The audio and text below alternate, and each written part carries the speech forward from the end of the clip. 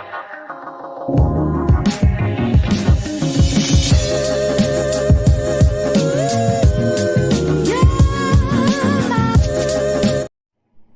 Morning खमा गणिसा, कैसे हैं आप सब लोग। स्वागत है आप सबका आपके अपने चैनल नीतू चौहान ब्लॉग्स और नीतू चौहान फैमिली में।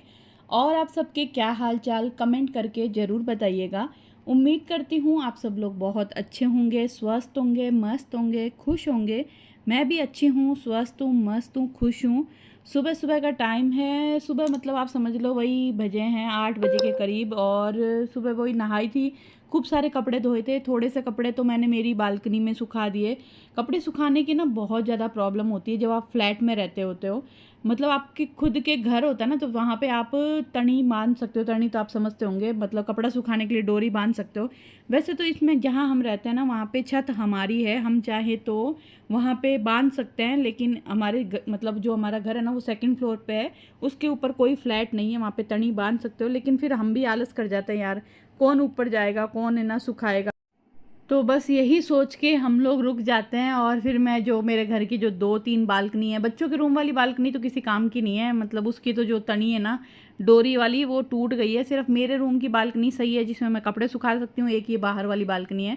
लेकिन हाँ, मैं हाथ से कपड़े धोती हूँ तो बहुत ज़्यादा कपड़े धोती भी नहीं हूँ, रोज़ थोड़े थोड़े धोती हूँ तो कपड़े चल जाता है। लेकिन कभी कभी बेडशीट धोते हैं ना तब थोड़ी सी प्रॉब्लम आती है।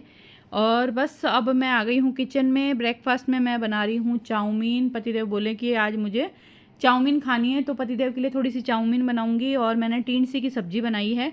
तो मैं टिंडसी की सब्ज़ी पहले तो ऐसे पका लेती हूँ प्रॉपर मसाले वसाले में। उसके बाद है ना, जब पूरी की पूरी सब्ज़ी बन जाती है, ठंडी हो जाती है ना, उसके बाद मैं क्या करती हूँ, सब्ज़ी ठंडी होने के बाद इसमें थोड़ा सा दही मिलाती हूँ।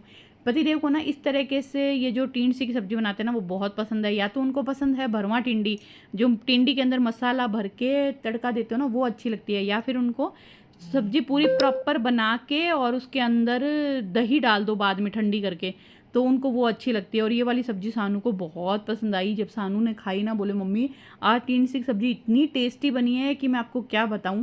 तो बस मैंने टिंडसी की सब्ज़ी इस तरीके से बनाई। आप भी कभी बना के देखिएगा, पूरी सब्ज़ी पक जाए, ठंडी हो जाए ना, उसके बाद उसमें थोड़ा सा दही मिला के रख दीजिएगा, बहुत टेस्टी हो जाती है। और मैंने नूडल्स उबालने के लिए रख दिए हैं, ये है आटा नूडल्स।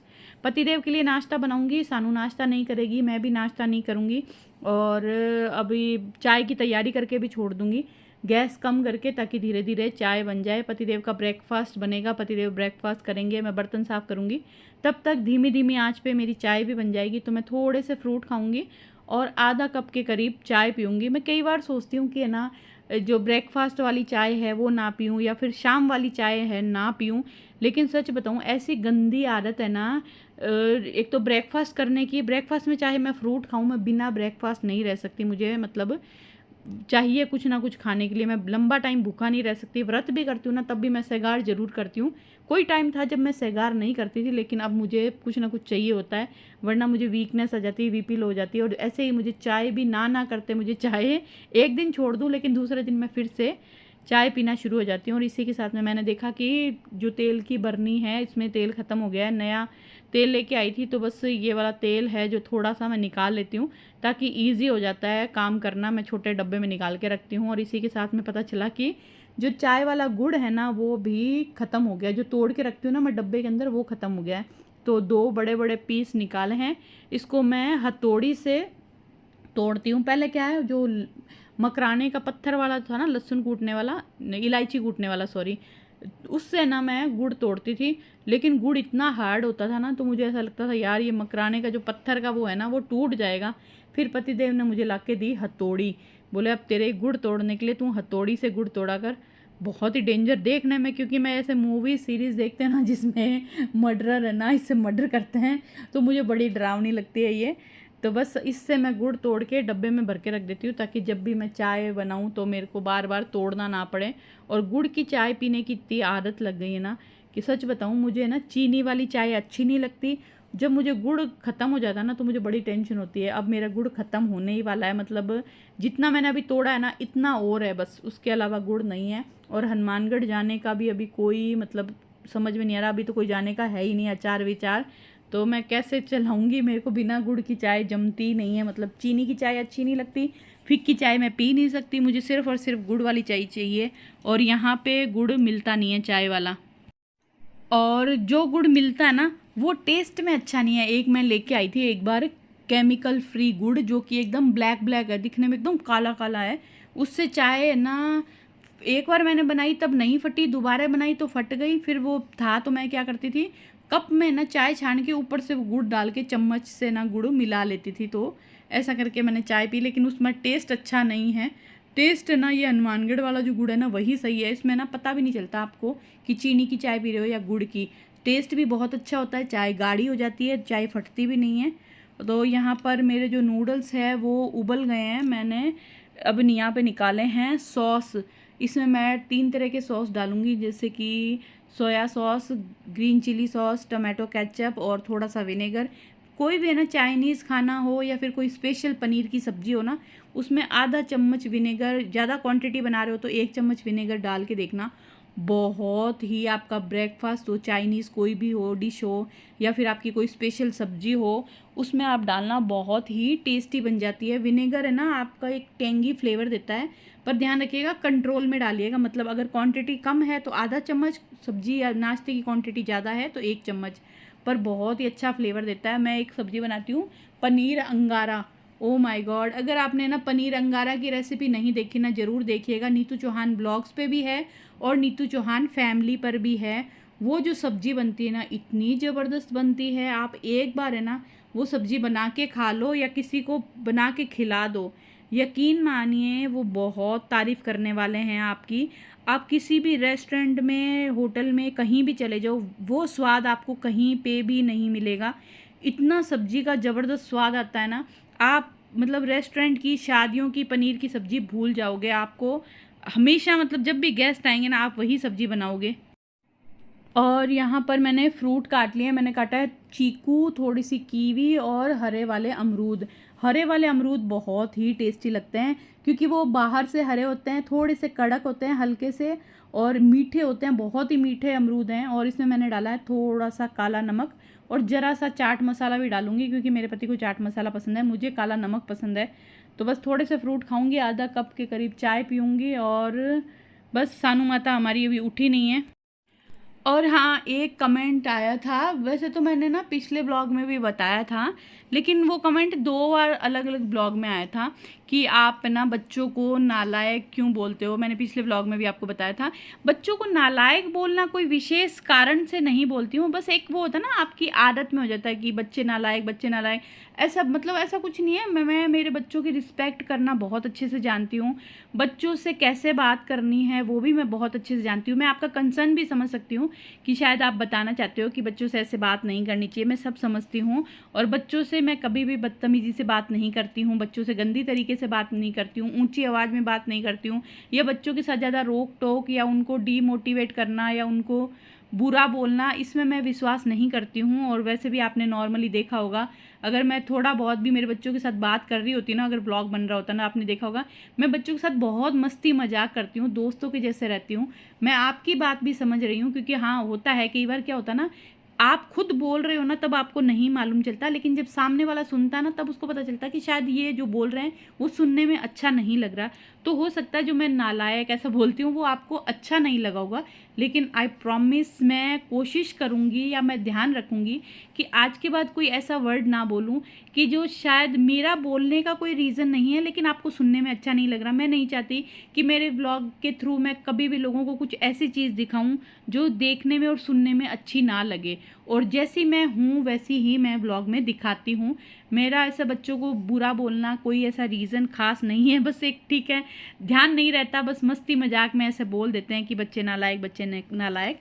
और हाँ, किसी ने रिप्लाई भी किया कि आपको नहीं मालूम कि ये कैसा, हाँ सॉरी कॉल आ गया था बेटे का, तो किसी ने रिप्लाई भी किया आपको नहीं मालूम भी ये कैसा बॉन्ड शेयर कर रहे हैं। सच में मैं शायद ना, मैं दूसरों के पेरेंट्स की मतलब बात करूं या फिर मतलब कई लोग हैं ना बच्चों के साथ ऐसा मतलब रखते हैं कि वो बच्चों से ज़्यादा बात नहीं करते, लिमिटेड बात करते हैं, काम की ही बात करते हैं। लेकिन हमारे घर में ना बच्चों के साथ ऐसा नहीं है, हम बच्चों के साथ दोस्तों के जैसे ही रहते हैं।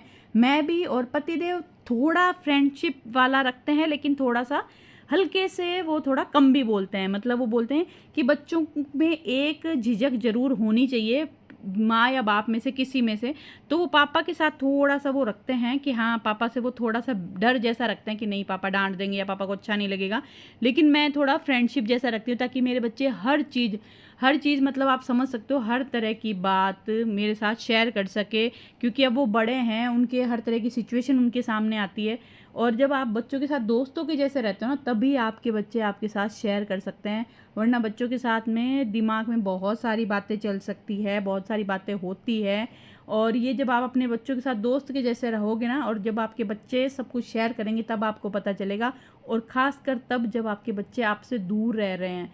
मेरे दोनों बच्चे दूर रह रहे हैं, तो मैं चाहती हूँ कि मेरे बच्चे मुझसे हर चीज़ शेयर करें, हर तरीके की बातें शेयर करें। और बस मैं शायद शब्दों में पता नहीं समझा पा रही हूँ, नहीं समझा पा रही हूँ, लेकिन हाँ, जो आपका कंसर्न है, जो आप मुझे कहना चाहते हो, वो मैं समझ चुकी हूँ। अब से मैं पूरा ध्यान रखूँगी कि मैं ऐसा कोई वर्ड ना बोलूँ जो आपको या मेरे बच्चों को सुनने में बुरा लगे। वैसे मेरे बच्चों को तो कोई फ़र्क नहीं पड़ता, उनको तो कुछ नहीं, उनका तो नॉर्मल है मम्मी हाँ, एक तकिया कलाम समझ लो, कहते हैं ना किसी का तकिया कलाम होता है बोलते बोलते, तो बस वही है। लेकिन हाँ चलो कोई बात नहीं। और यहाँ पर मैं ना ब्रेकफास्ट करके चाय पी के आ गई हूँ डस्टिंग करने के लिए, हल्की फुल्की डस्टिंग कर रही हूँ। और इसी के साथ में मैं सोच रही हूँ आज जो बच्चों वाला शू रैक है ना, उसको मैं साफ़ कर देती हूँ। और हमारे घर में बहुत सारे जूते हैं, मतलब सच बताऊँ मैं ना जूतों से ही परेशान हूँ। मतलब मेरे पति, ओ माय गॉड, उनको जूतों का इतना शौक है, वो जहाँ जाएंगे ना जूते लेके आ जाएंगे। और तो और वो खुद के लिए जूते लाएंगे तो लाएंगे, लेकिन मुझे भी ज़बरदस्ती जूते दिलाते हैं। अभी हम गए थे वहाँ पे अमृतसर घूमने, तब मुझे पतिदेव ने ज़बरदस्ती बोला जूतियाँ ले ले, जूतियाँ ले ले, तो मैंने वहाँ से जूतियाँ ली। और अभी मुझे वहाँ पे मुंबई में जूते दिला दिए। मतलब उनको यूँ बहुत ज़्यादा शौक़ है। और यहाँ तक कि हर्षू के भी 2-3 जोड़ी जूते ऐसे पड़े हैं जो वो बिल्कुल पहनता नहीं है, टच भी नहीं करता, लेकिन शू रैक में हर बार मैं उसको साफ़ करके रख देती हूँ। तो इस बार मैंने ये बीड़ा उठाया है कि मैं घर में जो भी ऐसी चीज़ है जो हम बिल्कुल यूज़ नहीं करते, अभी होता है ना साल 2 साल में आप कोई चीज़ यूज़ करते हो तो चलता है, लेकिन नहीं यूज़ करते तो फिर मुझे लगता है वो किसी को दे देनी चाहिए ताकि किसी के काम आ जाए। तो पतिदेव को ऑफिस भेज के मैंने सानू के लिए बनाई चाय, और इसी के साथ मैंने मेरे लिए भी थोड़ी सी चाय बना ली ताकि इस बहाने मैं सानू के साथ थोड़ी देर बैठ सकूं। क्योंकि सानू ना लेट उठती है, फिर वो मैं काम करती हूँ तो वो पढ़ने बैठ जाती है, तो सानू के साथ बैठने का मौका कम मिलता है। तो मैंने कहा चलो इस बहाने चाय पीते पीते हम दोनों माँ बेटियाँ बातें करेंगे। तो यहाँ पर हमारी थोड़ी सी मस्ती भी चल रही है, थोड़ी सी काम की बातें भी चल रही है, और मैं सानू के साथ थोड़ा सा मजाक भी कर रही हूँ। क्योंकि ना पढ़ते पढ़ते बच्चा परेशान हो जाता है, तो थोड़ा सा उसको ना हंसी मजाक करना चाहिए। इसके अलावा वो बाहर कहीं जाती नहीं है। तो बस हम दोनों बातें कर रहे हैं, मैं उसको बोल रही हूँ कि तू तो जा पढ़ने के लिए, और मैं जाती हूँ मेरा काम करने के लिए। पतिदेव ऑफिस जा चुके हैं। तो मेरा तो दिवाली वाला सफाई अभियान शुरू हो चुका है। मैं ना मतलब दिवाली की सफाई थोड़ी थोड़ी इसलिए शुरू कर रही हूँ, आपको लग रहा होगा बहुत ज़्यादा हो गया, लेकिन क्या है ना, मैं अकेली करूँगी दिवाली की सफाई, सानू से भी हेल्प नहीं लूँगी। मैं नहीं चाहती सानू की पढ़ाई ख़राब हो। तो यहाँ पर बच्चों का जो शू रैक है उसको साफ़ करने के लिए आ गई हूँ, और जितने भी एक्स्ट्रा जूते हैं वो सब मैं निकाल कर फेंक दूँगी, मतलब किसी को दे दूँगी। और ये है मेरे विंटर वाले जूते, सर्दियों में ओ माय गॉड ये इतना गर्म रहते हैं, इसके अंदर सॉक्स पहनने की ज़रूरत नहीं है। मैं सर्दियों में पूरा टाइम ये पहन के रखती हूँ। और आप जब फुल सर्दी पड़ती है ना, आप समझ लो दिसंबर जनवरी फरवरी, सिर्फ 3 महीने ये वाले जूते पहन सकते हो, उसके अलावा ये जूते नहीं पहन सकते, बहुत ज़्यादा गर्म होते हैं, गर्मी लगने लग जाती है। तो मैं सिर्फ दिसंबर जनवरी फरवरी ये जूते पहनती हूँ। तो शू रैक साफ़ करके बच्चों के रूम की बालकनी धो के मैं आ गई हूँ मेरे वॉशरूम में। और ज़्यादा कपड़े नहीं है, 1-2 कपड़े हैं वो मैं धोऊँगी, वॉशरूम धोऊँगी, और उसके बाद में जो मैंने पहले कपड़े सुखा रखे हैं ना वो उतारूँगी, उनको फ़ोल्ड करूँगी, और जो आज कपड़े धोए हैं उनको मैं सुखाऊंगी। उसके बाद मुझे करनी है वीडियो की एडिटिंग करूँगी, और वीडियो एडिट करके फिर मैं खाना खा के सो जाऊंगी, क्योंकि इतना सब काम करते करते ना थक जाते हैं।